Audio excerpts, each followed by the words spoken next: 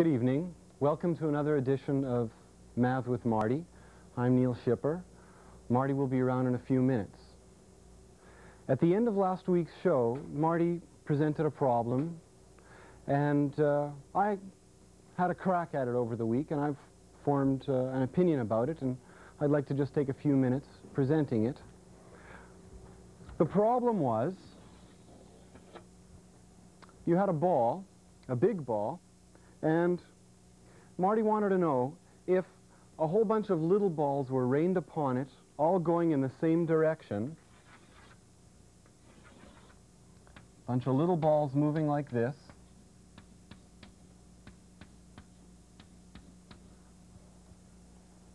But really there's many of them. There's like a stream of them. And they're colliding with the big ball. What is the distribution by angle of the balls that are bouncing off?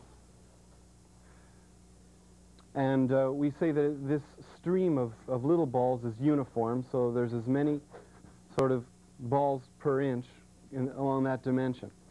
And this is what I figured. First of all, what happens in any collision? Well, if a ball collides at a certain point, then the collision goes by the law of equal angles. In other words, we've got to take the tangent to the ball at the point of collision, and if it makes, say, 70 angles to the tangent going in, it's going to make 70 degrees going out. And it's not all that hard to visualize all the different tangents sweeping along this one side of the ball. Now, what did I figure?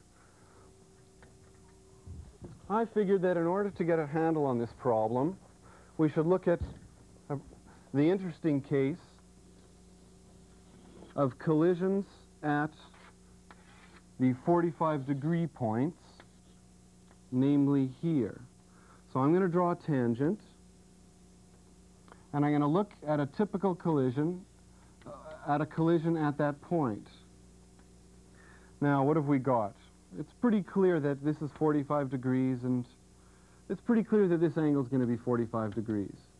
So the thing's coming in at 45 degrees to the tangent, and I say it's going to leave at 45 degrees to the tangent, and that's how it's going to leave. And then there's going to be, basically, it's going to change directions by 90 degrees. Now, this is one case of infinitely many, so why do I think it's interesting? Now what I want you to do is to look at things this way, as if you're one of the fish in the stream, and I want you to realize that looking this way,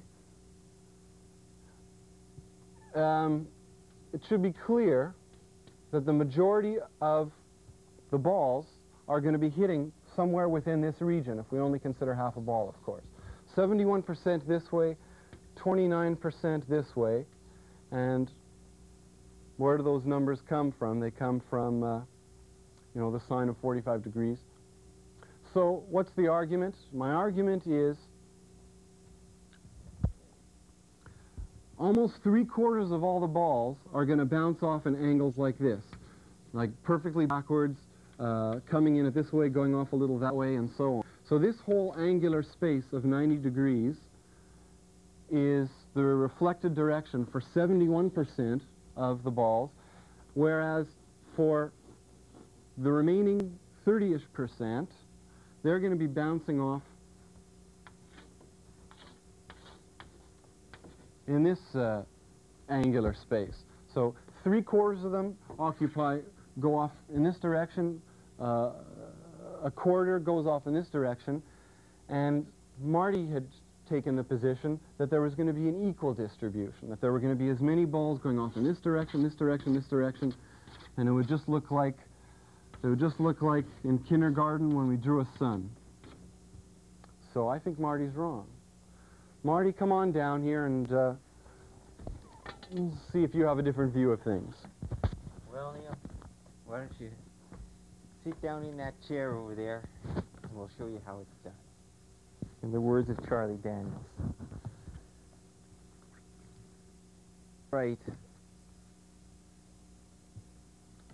you've made the case that 71% of the incident particles are within the region where they would backscatter, whereas only 29% are in the sector that would result in forward scattering.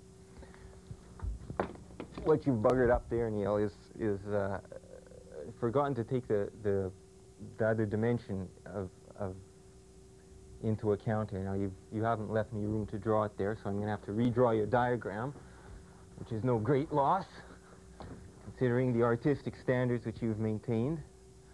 I'll redraw it a little bit to the left. Here's your 45-degree marks. And you've got your Peace tangents. to you too, man. All right, all right. You got your tangents coming down there.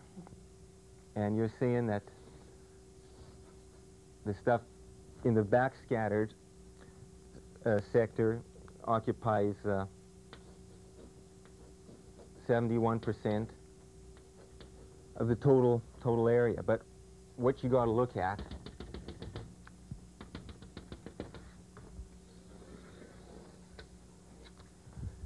is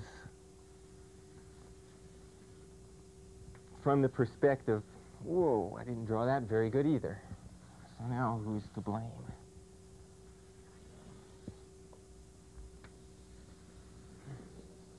We got to see how the circle looks facing from the front. And in that case, these 45-degree tangents that you've drawn form a circle. And it's a circular region whose diameter is 71% of the total diameter being faced. But because the areas of the circle is proportional to the square of the diameter, this circular region occupies exactly 50% of the total aspect seen by the incoming particles. So if you could think of this point as being the North Pole, this point as being the equator of the sphere, this point as being the 45th parallel. Half the particles collide inside the 45th parallel, between the 45th parallel and the North Pole. Those are the particles which are more backscattered. The other half the particles which collide outside the 45th in these regions tend to be forward scattered, as you had them So they indicated. each occupy the 90 degrees, half and half. Yeah, the front 90 degrees and the back 90 degrees are Okay. equally. So what you're saying could equally still be true. occupied.